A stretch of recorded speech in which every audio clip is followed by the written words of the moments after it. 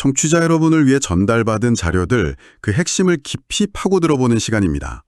오늘 저희가 함께 들여다볼 자료는 신약 성경의 히브리서, 그중에서도 아마 가장 뜨거운 논쟁을 불러일으키는 6장 전체입니다. 네, 히브리서 6장은 정말 롤러코스터 같은 본문이죠. 롤러코스터요? 네, 영적으로 성장하라는 아주 따뜻한 격려로 시작했다가 갑자기 절벽 끝으로 몰고 가는 듯한 그런 서늘한 경고를 하고요. 마지막에는 또 폭풍울 속에서도 흔들리지 않는 희망을 이야기하면서 끝나거든요. 감정의 진폭이 상당합니다. 맞아요. 저도 자료를 처음 읽었을 때 마치 잘 닦인 등산로를 오르다가 갑자기 추락주의 팻말이랑 아찔한 절벽길이 나타나는 그런 느낌이었어요. 아, 정확한 비유네요. 그래서 저희의 오늘 목표는 이 아슬아슬한 여정을 함께 걸어가면서 저자가 독자들을 어디로 이끌고 가려고 하는지, 그 최종 목적지가 어디인지 함께 탐색해보는 겁니다. 자, 그럼 바로 시작해볼까요? 본문은 그러므로 우리가 그리스도도의 초보를 버리고 라는 아주 간한 말로 시작해요. 여기서 말하는 초보라는 게 구체적으로 뭘까요? 버리라고 할 만큼 그렇게 시시한 건가요? 아주 좋은 질문이에요. 이게 시시하기는커녕 1절하고 2절에 나오는 목록을 보면 깜짝 놀랄 정도죠. 목록이요? 네, 죽은 행실을 회개하는 것, 하나님에 대한 신앙, 세례들, 안수, 죽은 자의 부활, 그리고 영원한 심판. 이렇게 6가지인데요. 잠깐만요. 지금 하나님에 대한 신앙이라고 하셨어요. 네, 맞습니다. 아니, 하나님에 대한 신앙을 버리라니요. 이걸 버리면 대체 뭐가 남죠? 뭔가 오해가 있는 것 같아요. 그렇죠. 여기서 버리고라는 번역이 좀 오해를 살 수가 있어요. 원문의 뉘앙스는 뭐 쓰레기처럼 버린다는 뜻이 아니라 어떤 장소를 떠나서 앞으로 나아간다는 의미에 더 가깝거든요. 아, 즉, 저자는 이 기초들을 무시하라는 게 아니라 평생 기초공사만 하고 있지는 말라는 그런 강력한 촉구인 거죠. 이 교리들은 너무나 중요하지만 어디까지나 그러니까 파운데이션일 뿐이라는 겁니다. 집 짓는 비유로 생각하니까 이해가 확 되네요. 튼튼한 기초는 필수지만 우리가 진짜 살고 싶은 건 땅속에 묻힌 콘크리트가 아니라 그 위에 지어진 멋진 집이니까요. 정확합니다. 평생 기초만 파고 있으면 영원히 집 없는 사람으로 남는 거고요. 맞습니다. 특히 흥미로운 점은 이 목록이 초기 기독교 공동체가 유대교적 배경을 가진 사람들에게 가르쳤던 핵심 교리들의 요약본 같다는 거예요. 아, 그런 배경이 있군요. 네, 예를 들어서 죽은 행실은 구원을 얻으려고 율법을 지키려 했던 행위를 말하고, 세례들은 유대교의 수많은 정결의식과 기독교 세례의 차이, 이런 걸 가르치는 내용이었을 수 있죠. 그렇군요. 즉, 저자는 이제 그만 유대교라는 그림자에 머물지 말고 실체이신 그리스도라는 건물로 나아가자고 말하는 셈입니다. 그 배경을 들으니까 훨씬 더 입체적으로 들리네요. 단순히 신앙의 단계를 넘어서라라는 걸 넘어서서 당시 독자들이 처한 아주 구체적인 상황을 향한 외침이었군요. 그렇게 기초를 잘 다지고 이제 본격적으로 집을 짓자는 좋은 이야기로 가나 싶었는데 바로 다음 구절들은 정말 분위기가 확 바뀝니다. 네, 그렇죠. 마치 잘 짓고 있던 집을 한순간에 무너뜨릴 수도 있다는 그런 등골 서늘한 경고로 넘어가서 좀 충격적이었어요. 갑자기 왜 이렇게 무서운 이야기를 하는 걸까요? 바로 그 지점이 히브리서 6장의 핵심이자 가장 큰 논쟁거리입니다. 4절하고 5절을 보면 저자는 상상할 수 있는 거의 모든 종류의 엄청난 영적 경험을 한 사람들을 묘사해요. 어떤 경험들이죠? 한번 빛을 받고 하늘의 은사를 맛보고 성령에 참여하고 심지어 하나님의 선한 말씀과 내세의 능력을 맛본 사람들이라고 하죠. 와, 이 정도면 영적 체험의 끝판왕 아닌가요? 거의 신앙의 최고봉을 경험한 사람들 같은데요? 맞습니다. 그런데 6절에서 그런 사람들이 만약 타락하면 다시는 회개할 수 없다고 선언해버려요. 회개할 수 없다니요? 네.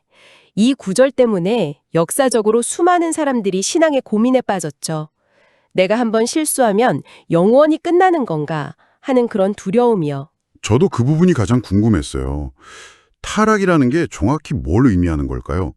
우리가 그냥 일상적으로 저지르는 그런 실수나 죄를 말하는 건가요? 학자들마다 의견이 분분하지만 문맥을 볼 때 이건 길 가다 한번 넘어지는 그런 실수를 의미하는 것 같지는 않아요. 아, 그런가요? 그 이유가 바로 다음에 나오는데 그들이 회개할 수 없는 이유는 자기가 하나님의 아들을 다시 십자가에 못 박아 드러내놓고 욕되게 하기 때문이라고 하거든요. 다시 십자가에 못 박는다. 와, 그 표현이 정말 섬뜩하네요. 그렇죠. 이건 굉장히 의도적이고 공개적인 배교 행위를 가리키는 이미지입니다. 그 모든 빛과 은혜를 체험한 사람이 의식적으로 그리고 공개적으로 예수는 가짜였다고 선언하면서 등을 돌리는 행위. 그게 마치 2000년 전에 예수를 십자가에 못 박았던 그 군중의 편에 서서 다시 한번 그를 조롱하고 모욕하는 것과 같다는 아주 극적인 표현인 거죠. 그 행위의 심각성을 이보다 더 강하게 표현하기는 정말 어렵겠네요. 네, 맞습니다. 그리고 바로 이어서 땅의 비유가 나오잖아요.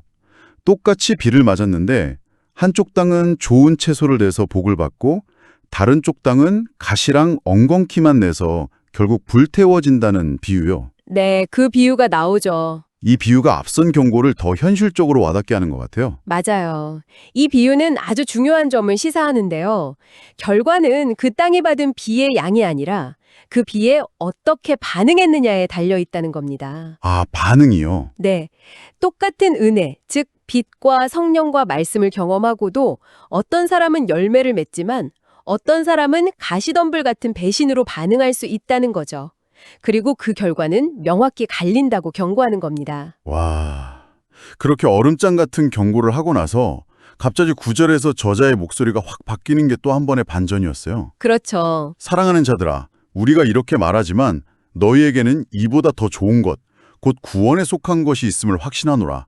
이건 거의 방금까지 회초리를 들었던 아버지가 아이를 확 끌어안아주는 느낌인데요. 정확한 표현입니다. 여기서 저자의 진짜 그 목회자적인 마음이 드러나죠. 경고의 목적이 겁을 줘서 절망에 빠뜨리는 게 아니라 정신을 바짝 차리게 해서 더 좋은 길로 이끌기 위함이었다는 걸 보여주는 거예요. 아, 그는 독자들이 그 경고의 대상이 아니라고 믿는 이유를 10절에서 설명합니다. 하나님은 불의하지 않으셔서 그들이 성도들을 섬겨왔고 지금도 섬기고 있는 그 사랑과 수고를 절대로 잊지 않으신다는 거죠.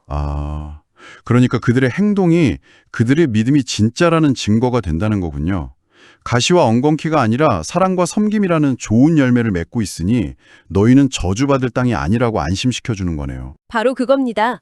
그래서 11절과 12절에서는 그 좋은 흐름을 계속 이어가라고 격려해요. 게으름에 빠지지 말고 끝까지 부지런해서 소망의 풍성함에 이르라고요. 그리고 우리보다 앞서 믿음과 오래 참음으로 약속을 상속받은 사람들을 본받으라고 구체적인 롤모델까지 제시하죠. 여기서 소망이라는 단어가 중요하게 등장하기 시작하네요. 앞부분의 무서운 경고와 뒷부분의 따뜻한 격려를 지나서 이제 우리가 붙들어야 할 최종 목적지로 소망을 제시하는 것 같아요. 네, 맞습니다. 그런데 우리가 그 소망을 어떻게 끝까지 확신할 수 있을까요? 그 근거가 대체 뭘까요? 저자도 그 질문을 예상했다는 듯이 본문의 마지막 부분을 전부 그 근거를 설명하는 데 할애합니다. 그리고 그 가장 확실한 증인으로 구약의 인물 아브라함을 소환하죠. 아브라함이요? 네, 13절을 보면 하나님이 아브라함에게 약속하실 때 자신보다 더 큰 존재가 없어서 자기 자신을 걸고 맹세하셨다고 말해요. 보통 맹세는 나보다 더 권위 있는 존재를 걸고 하잖아요. 뭐 하늘을 두고 맹세한다는 식으로요. 그렇죠. 그런데 하나님은 자신보다 더 큰 존재가 없으니까 자신의 이름을 걸고 맹세하셨다는 거군요. 와, 이건 정말 절대적인 보증수표 같은 느낌인데요. 그렇죠. 사실 하나님이 굳이 맹세까지 하실 필요는 없었어요. 그분의 약속만으로도 충분하니까요. 그런데 17절을 보면 하나님은 그 약속이 절대 변하지 않는다는 사실을 상속받을 우리에게 충분히 보여주시려고 일부러 맹세라는 방법을 사용하셨다고 설명해요. 아, 우리를 위해서요? 네. 인간이 이해할 수 있는 가장 확실한 방법으로 보증해 주신 거죠. 그게 정말 인상적이네요. 우리의 확신을 위해서 하나님이 스스로를 낮춰서 인간의 방식까지 사용해 주셨다는 거니까요. 바로 그게 이 단락의 핵심입니다. 그래서 18절은 이렇게 정리해요. 우리에게는 두 가지 변치 못할 사실이 있다고요. 두 가지나요? 네. 첫째는 하나님의 약속 그 자체이고 둘째는 그 약속을 보증하는 하나님의 맹세입니다. 이 두 가지는 하나님이 거짓말을 하실 수 없기 때문에 절대 불변이죠. 그래서 이 소망을 붙잡으려는 우리는 엄청난 위로와 확신을 얻을 수 있다는 겁니다. 우리의 희망이 나의 감정이나 주변 상황처럼 흔들리는 것 위에 세워진 게 아니라 결코 변하지 않는 하나님의 성품과 공식 선언 위에 세워졌다는 거죠. 그리고 마침내 이 모든 논의가 19절의 하나의 강력하고 아름다운 이미지로 모아지는 것 같아요. 네, 드디어 그 구절이 나오죠. 우리가 이 소망을 가지고 있는 것은 영혼의 닷 같아서 튼튼하고 견고하여 휘장 안으로 들어가나니. 영혼의 닷이라는 비유 정말 멋지지 않나요? 정말 탁월한 비유죠. 거친 폭풍우가 몰아치는 바다 위에서 배가 떠내려가지 않도록 붙잡아주는 게 닷이잖아요. 그렇죠. 마찬가지로 인생의 풍파 속에서 우리의 영혼이 길을 잃고 파손하지 않도록 꽉 붙들어주는 것이 바로 이 소망이라는 겁니다. 그런데 그 닷이 그냥 바다 밑에 있는 게 아니라 휘장 안으로 들어간다는 표현이 좀 독특하게 느껴졌어요. 이게 성전에서 하나님과 인간 사이를 가로막고 있던 바로 그 휘장을 의미하는 거죠. 맞습니다. 구약시대 성전에서 휘장 안쪽은 지성소, 즉 하나님의 임재가 머무는 가장 거룩한 곳으로 대제사장 외에는 아무도 들어갈 수 없는 공간이었어요. 아, 하나님과 분리되어 있다는 상징. 네, 그런 장벽이었죠. 그런데 우리의 닻이, 우리의 소망이 그 장벽을 뚫고 하나님이 계신 바로 그곳에 단단히 고정된다고 선언하는 겁니다. 이건 정말 엄청난 이야기죠. 어떻게 그게 가능한가요? 먼저 그 휘장 안으로 들어가셨기 때문이라는 거죠. 예수님 때문에. 네, 예수님이 우리의 대제사장이 되셔서 하나님께로 나아가는 길을 활짝 열어놓으셨고 우리의 소망이라는 닻은 바로 그 길을 따라 예수님 자신에게 연결되어 있다는 겁니다. 닷줄의 끝이 예수님께 단단히 묶여있는 셈이죠. 여기서 저자가 멜기세덱의 반차라는 아주 중요한 개념을 언급하는데 이건 예수님이 이전과는 완전히 다른 새로운 차원의 대제사장이심을 설명하는 키워드예요. 이건 나중에 더 깊이 파고들 기회가 있을 겁니다. 중요한 건 우리의 소망이 뜬구름 잡는 이야기가 아니라 이미 가장 안전한 곳에 도착해 계신 예수님께 직접 연결되어 있다는 사실입니다. 와, 오늘 히브리서 6장을 정말 깊이 있게 탐험했네요. 신앙의 기초에서 시작해서 정신이 번쩍 드는 경고를 지나 결국에는 우리의 영혼을 가장 안전한 곳에 묶어두는 닷과 같은 소망에 이르기까지 정말 한 편의 드라마를 본 것 같습니다. 네, 이 본문이 우리에게 보여주는 소망은 다 잘 될 거야 하는 막연한 긍정주의와는 차원이 다르죠. 거짓말 하실 수 없는 하나님의 약속과 맹세라는 그 단단한 반석 위에 세워져 있고 우리보다 앞서 그 길을 여신 예수님에 의해 완벽하게 보증된 아주 구체적이고 견고한 확신이라고 정리할 수 있겠습니다. 오늘 이 탐구를 마무리하면서 청취자 여러분께 이런 질문을 하나 남겨드리고 싶습니다. 오늘 본문은 소망을 영혼의 닷에 비유했습니다. 닷은 거친 파도가 치는 수면 위에서는 보이지 않죠. 보이지 않는 깊은 물밑바닥에 단단히 고정되어서 배 전체를 굳건히 붙들어줍니다. 그렇다면 당신의 삶에서 때로는 눈에 보이지 않지만 인생의 풍랑 속에서 당신을 굳건히 붙들어주는 닷은 무엇이며 그것은 얼마나 튼튼하고 견고하다고 느끼시나요?